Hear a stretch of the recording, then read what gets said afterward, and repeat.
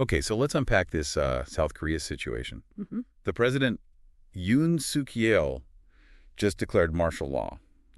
And we're talking breaking news here. This is happening right now. So this isn't just some history lesson. Right. We've got live updates from BBC and AP and even parts of Yoon's actual speech. He did this whole late-night thing, unannounced TV address. Yeah, it was a surprise, for sure. So- Big surprise. Yeah, no kidding. So for anyone who needs a refresher, what exactly is martial law?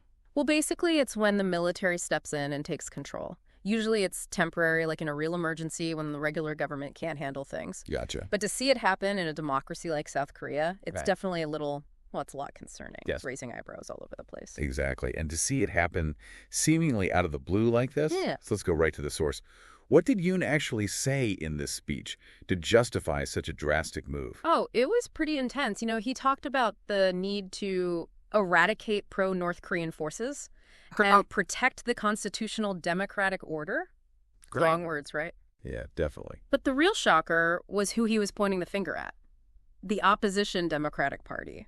Which, by the way, they have the majority in parliament right now. Wait, so he's basically saying the opposition are all like North Korean sympathizers just because Yeah. they, disagree with him. That's what a lot of people are saying. It seems like kind of stretched, doesn't it? Yeah, it does. He straight up called them anti-state, said they're deliberately trying to paralyze the government, even called the National Assembly a den of criminals. Den of criminals. Yeah. Jeez. Okay, so what's he basing this on? What have they actually done that's so terrible? Well, he points to a couple of things. One is that the Democratic Party tried to impeach some top prosecutors, some folks who are pretty close to Yoon. Right. The other thing is they rejected his budget proposal. Okay, so classic political stuff, Yeah. budget battles, impeachment attempts. I mean, that's just how things work sometimes, right? Well, yeah, to a point. But here's where it gets interesting. The BBC has been calling Yoon a lame duck president since his party lost control of parliament. Basically, he's been struggling to get anything done because the opposition controlled everything. So this martial law thing, it could be a way to just completely bypass the opposition and just take back control. Yeah, that's definitely one way to look at it. Even if it means ignoring how things are supposed to work in a democracy. Right. So kind of a power grab. It's not looking good, especially when you factor in Yoon's, his popularity or lack of it. Right. His approval ratings have been in the toilet for a while now. Yeah, and then there were those scandals with his wife. Allegations of corruption and all that. Yeah, all that stuff. So this whole martial law thing could be a way to change the subject. Could be. Project an image of strength. Maybe. But it feels like a really risky move. Yeah, it could totally backfire. So what's the reaction been like? Are people freaking out? Well, it's mixed so far. Some people. Especially the ones who already like Yoon. They think it's about time. They actually buy into this whole thing about the opposition being a threat to national security. They think he's got to do whatever it takes to restore order. Really? Yeah. I guess you have to remember, North Korea is always there in the background. It's a huge factor. Any hint of being pro-North Korea is going to set off alarm bells for a lot of people in South Korea. It's a sensitive topic, to say the least. Makes sense given the history. Yeah. But what about the people who don't support Yoon? What are they saying about all this? Well, they're not happy. Yeah, I imagine not. The opposition leader, Lee Jae-myung, called it illegal and unconstitutional. Oh, wow. He's even calling for people to gather at the National Assembly and protest. So we could see mass protests. Definitely possible. Wow. And get this, even the leader of Yoon's own party has some doubts about this whole thing. What? Yeah. So this isn't just a political fight. This is like a full-blown constitutional crisis. Pretty much. Okay, so we've got a divided public, a defiant opposition. Even Yoon's own party is turning against him. But what does martial law actually look like in action? Has it changed anything for people on the ground? Well, things are definitely happening. Like what? The military has blocked access to the parliament building. Oh, wow. So no more legislative activity for now. Okay. And there are reports of increased security at government buildings and stuff.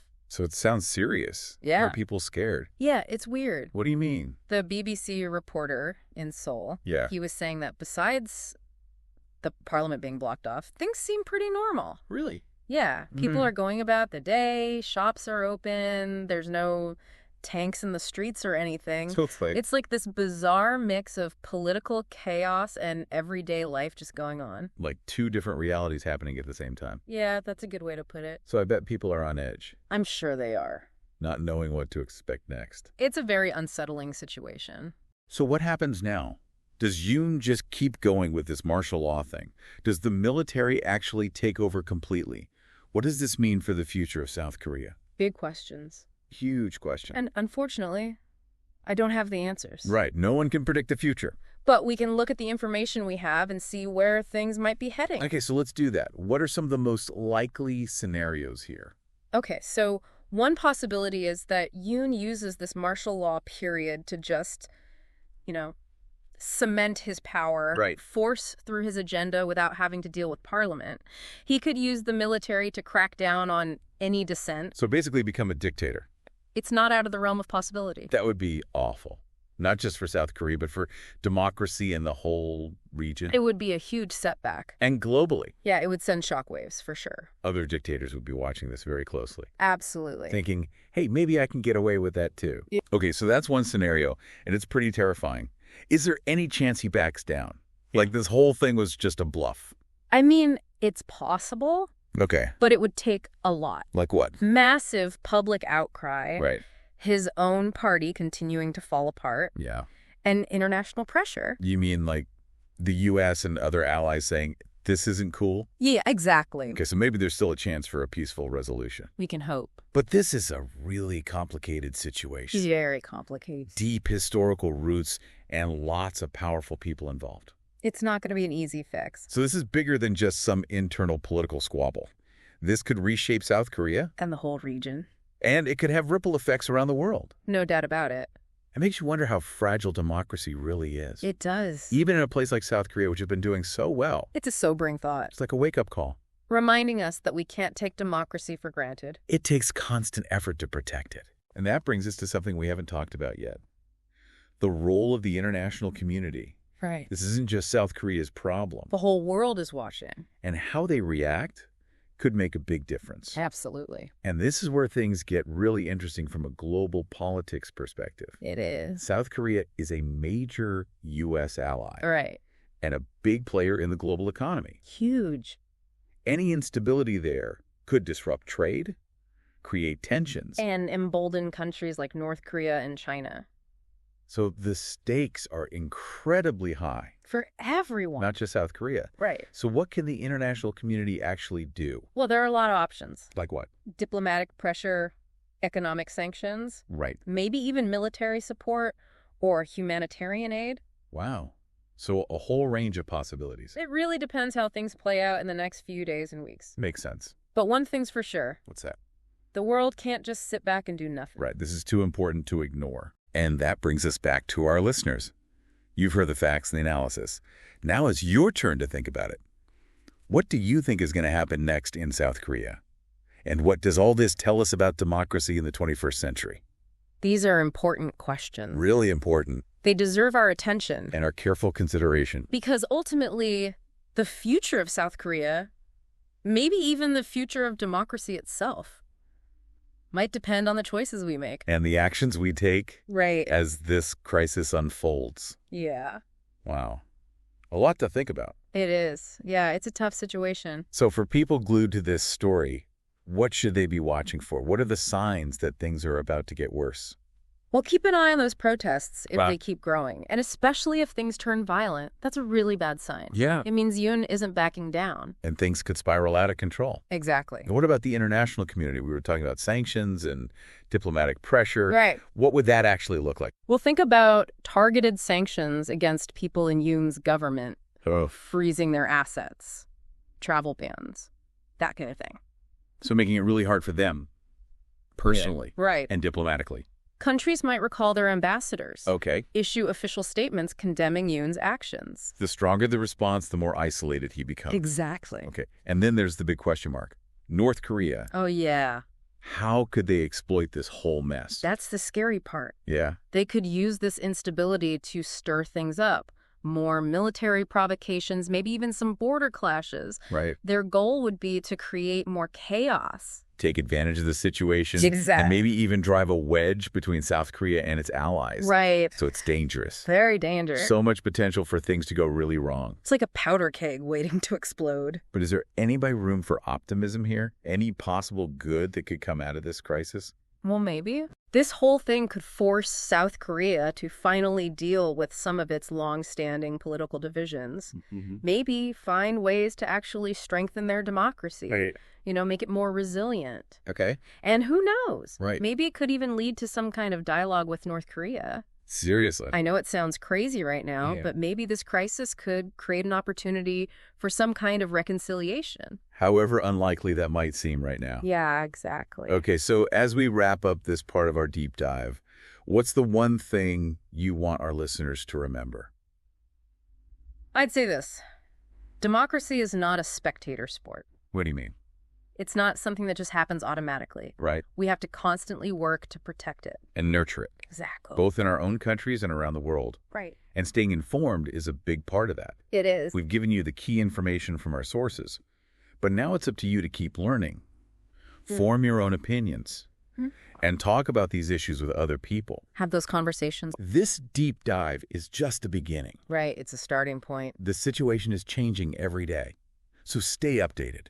Find different perspectives.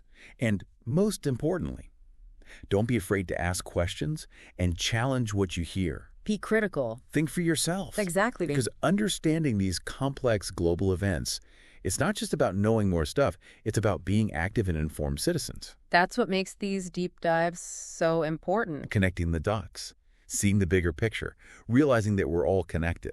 What happens on one side of the world affects us all. And on that note, we'll leave you with this final thought. Yeah. The future is not set in stone. Right. It's shaped by the choices we make and the actions we take. So stay informed, stay engaged, and stay hopeful. And stay curious. Absolutely. Thanks for joining us on this deep dive. Man, this is a lot to take in. I mean, from a surprise martial law declaration to potential global chaos in just one deep dive. Yeah, it's been a wild ride. And it shows just how connected everything is these days. Definitely. What happens in South Korea doesn't stay in South Korea. Not at all. So for everyone following this story, what should they be paying attention to? Like, what are the signs that things are getting better or worse? Well, like I said before, keep an eye on those protests. Right. If they keep growing. And if the government cracks down violently, that's a really bad sign. That means Yoon is doubling down. And it could escalate quickly. Okay, and what about the international response? Right. What would those sanctions and diplomatic pressure actually look like? Well, for sanctions, you could see things like freezing the assets of key figures in Yoon's government, travel bans, stuff like that. So basically make life difficult for them personally. Yeah, hit them where it hurts. And on the diplomatic front? Countries might recall their ambassadors from South Korea. Okay. Issue strong statements condemning Yoon's actions. Gotcha. Things like that. So the stronger the response, the more isolated Yoon becomes. Exactly. And then there's the big unknown. Right. North Korea, how could they take advantage of all this? That's the wild card. It's a scary thought. They could use this instability as cover. Ramp up their military provocations. Right. Maybe even start some border skirmishes. Yeah. Their goal would be to sow more chaos, exploit the situation. And maybe even try to weaken the alliance between South Korea and the U.S. Exactly. So this is a really volatile situation. Very volatile. Things could spin out of control pretty easily. Absolutely. So is there any reason to be optimistic here? Well, it's hard to say for sure. I know it's a long shot. But maybe, just maybe, this crisis could force South Korea to confront some of its deeper political problems. You mean the divisions between different groups? Yeah. And maybe even find ways to make their democracy stronger. Interesting. So it can withstand these kinds of shocks in the future. Make it more resilient? Right. Maybe, just maybe. This could open a door for dialogue with North Korea. Wow, really? I know it sounds crazy right now. Yeah, it does. But sometimes it takes a crisis to create an opportunity for real change.